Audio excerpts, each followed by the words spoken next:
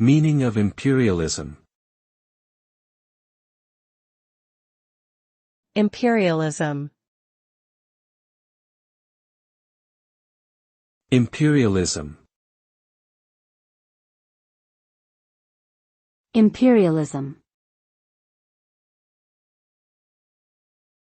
Imperialism.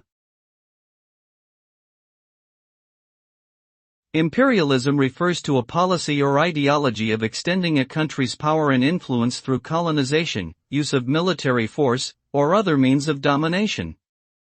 It involves the exertion of economic, political, and military control over other nations or territories for the purpose of gaining resources, markets, and power. Imperialism often results in the exploitation and oppression of the colonized people, cultural assimilation, and the spread of Western ideologies. It can also lead to conflicts and wars between imperial powers competing for dominance in the world.